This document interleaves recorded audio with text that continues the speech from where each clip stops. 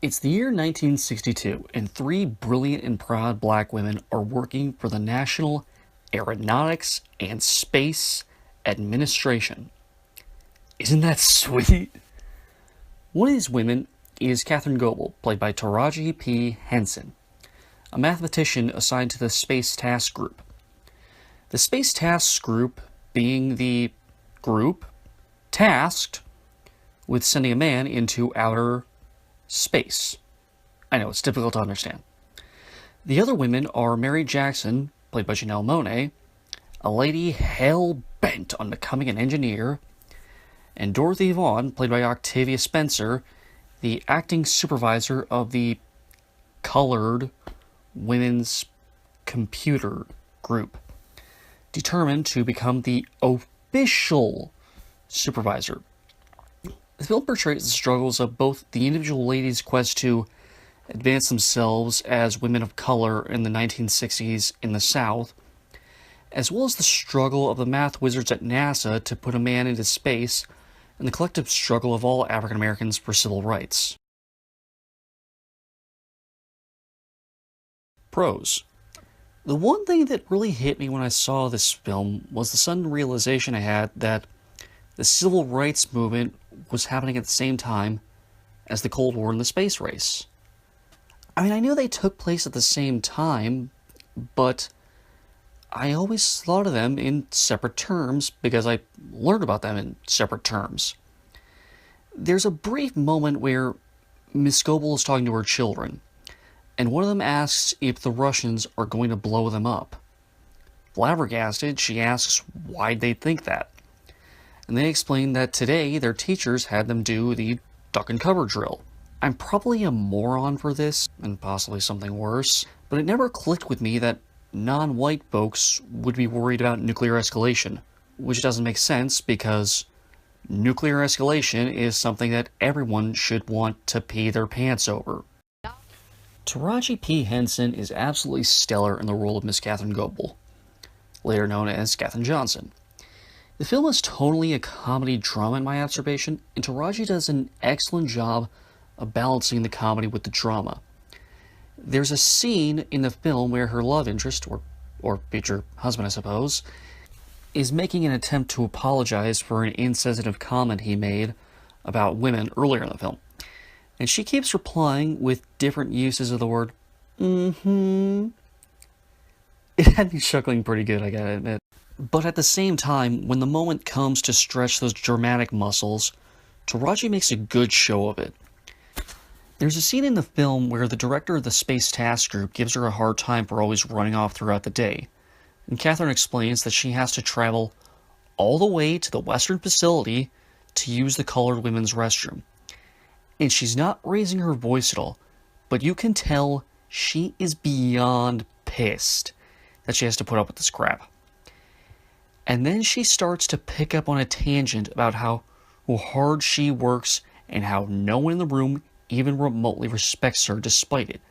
And she caps it off with shouting about how she constantly has to drink from a coffee pot that no one even bothers to touch because it's specifically for her, a colored woman.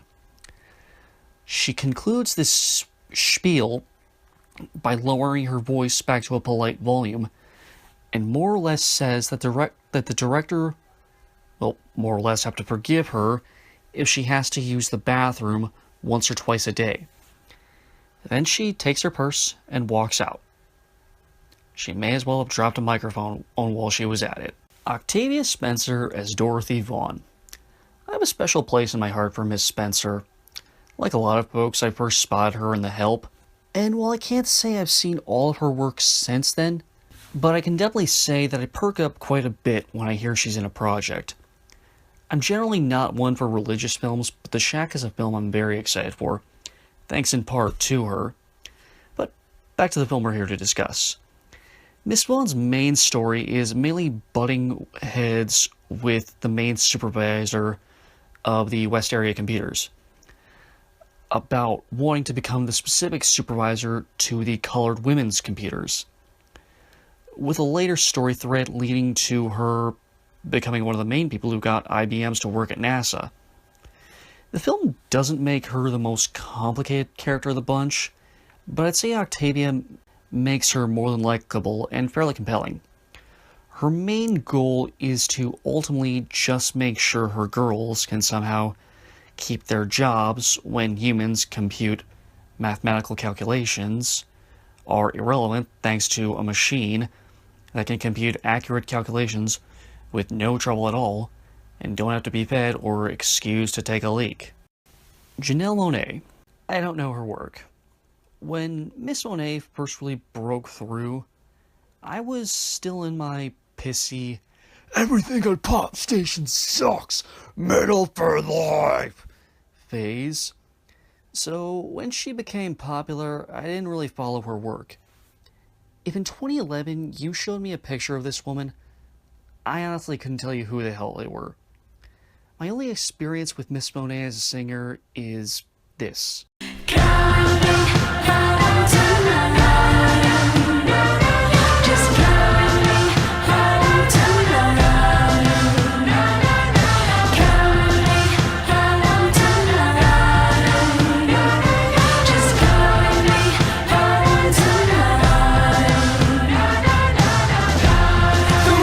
And that's not even her song! But with that said, if she's as talented a singer as she is an actress, then she is indeed a very talented woman. Mary Jackson, Janelle's character, is as feisty as they come. In her first scene, we see her friends warning her to just shut the hell up because a white policeman is driving there, which she doesn't. At first, this is still Virginia circa 1962, but even then, when the officer realizes they work for NASA and are likely running late, he offers to give them a police escort. Catherine tries to politely turn him down, either not wanting to impose or not wanting to tempt bait, but Mary shuts her up quick, saying that that's an extremely generous offer and they'd be happy to accept. And this isn't just her being a nasty woman, trademark, this is her regular personality. When her husband tries to discourage her for trying to be an engineer, she shuts him down real quick, real hard. You go, Mary Jackson, you go. We'll be coming back to Mr. Costner in due time, but I really like the character he portrays here. I'm not sure what the real director Al Harrison was like, but the way Kevin Costner portrays him, he comes off as someone who doesn't just oppose racism and sexism on a purely moral stance, he opposes it because of sheer practicality. It's ridiculous that someone has to run all the way across the research center and back just to take a piss. It is so freaking dumb that people would freak out over a person who doesn't look like them drinking from the same coffee as the rest of them. It makes no sense to exclude a brilliant mathematician from vital info so that she can do her job just because they're black and or because they're a woman. But the film doesn't just focus on his opinions on racism. These are all extensions of him being a man with an important job that he can't afford to waste time with. He makes it known out of the gate that time is a luxury, and it's not one that they can afford. Or because they are trying to put a man in space, God bless it! You can't let those friggin' commies beat us. But at the same time, while he runs a tight ship, he doesn't do anything to mock or disrespect his employees. He knows every single person in the room he's in are the most brilliant people on the face of the earth. And they do have the ability to accomplish what they've set out to do. When Russia actually does beat the US to the punch of putting a man into outer space, Al sits everyone down and tells them that, well, this is obviously frustrating.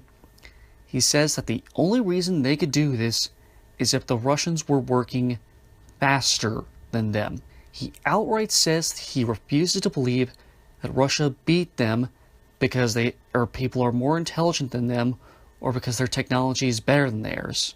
Kirsten Dunst and Jim Parsons of Big Bang Theory fame both play characters who are sort of obstructionist figures. Kirsten Dunst plays Vivian Mitchell, the proper supervisor of the West Area Computers Division at the Langley Research Center. And throughout the film, we see Dorothy approach Miss Mitchell with the hope of being promoted to the rank of the supervisor of the Colored Women's Computer Group. And she consistently evades her request by saying it's not up to her. When Mary applies to become an engineer for designing the actual spacecrafts used to send men into space, Miss Mitchell comes down and explains that you have to have an actual engineering degree to become an engineer for NASA. Mary tries to point out that most of the white men already involved in the engineering program don't have those degrees either, but Mitchell insists that that's just the way things are. While Dunst plays a reluctant, but not that reluctant bearer of bad news, Parsons plays his character, the STG head engineer Paul Stafford, as a very passive-aggressive fellow. When director Harrison assigns Catherine to look over everyone's work to make sure the numbers are right, he blacks out large portions of his paperwork, and he claims it's because she just doesn't have the clearance to read those specific portions, and insists that her looking it over is just a dummy test. There's more instances of being a jerk like that, but I'd rather you just see the movie. But what I like about these characters is that they're the more subtle face of racism. Everyone can look at the freaks in the pointy white hoods and say, that's terrible. But a lot of people, myself included I won't deny, don't always recognize the more nuanced face of discrimination. It's not always yelling the N-word at people. It's not always burning a cross in someone's front yard.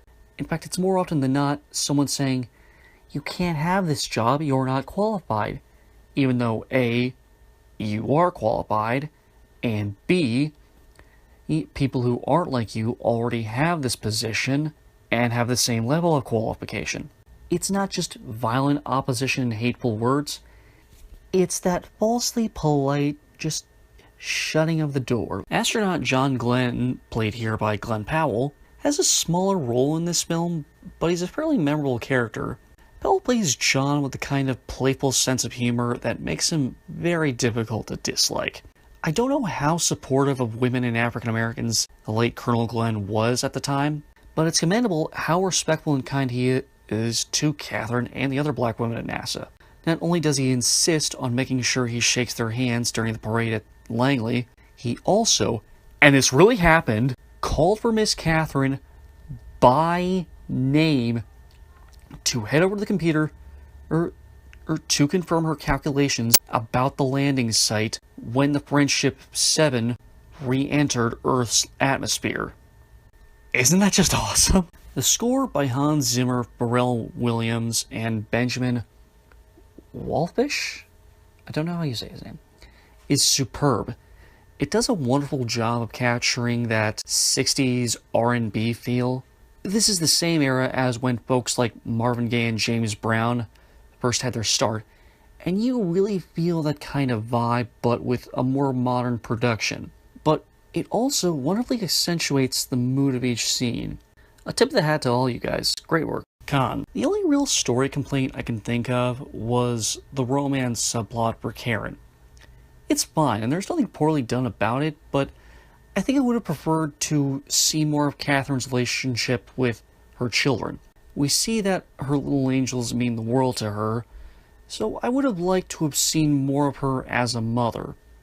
But maybe they chose to show her courtship with Jim just to show that she's not all work, no play, she's capable of heading out to have a good time. There's a line in the trailers where Janelle Monáe expresses her delight at the prospect of being 3 black women chasing down a cop car in the South, and then immediately mentions after what year it is. I didn't care for that line in the trailers, and it's in the film also, and in context, I still don't care for it. It just feels like leaning on the fourth wall to me. Like, I don't know why the year should matter to her. Like, would this have been less of a big deal in a year past? I don't understand why she had to point out that it was 62. Hidden Figures is an absolute delight from start to finish. I had no idea this story was a thing until I saw the trailer back in August or maybe September. When I saw the trailer, I thought it was gonna be just this quirky piece of historical fiction that I might go see. But then I saw the based on a true story blurb and went from, oh, okay, that's cool, I guess, to, what? This is real? So when I heard the buzz for it and had a few hours to kill this weekend with my sister, we decided to head out and see it. Best choice I made all year. I'm going to give Hidden Figures a 3.5 out of 5. Thank you for watching, I hope you enjoyed this review, and if you did like this video, comment if you want to, maybe push that subscribe button and make all my dreams come true, please push it. And if you did push it, stay tuned for more theatrical reviews, I hope, and my continuing series where I discuss the films of one Zachary Edward Snyder. Oh, and one more thing. If you're someone who likes movie reviews, look for my friend Kizer's channel, The Connie Project. He's a great dude. He's actually done a lot more reviews than I have so far. I'll put a link in his channel in the description. No, a link to his channel. His last review was for a movie called Hell or High Water, a modern Western film that I have yet to see, but I've heard some pretty good things about it. Anywho, thank you again for watching, and stay tuned for more Woodstock Out.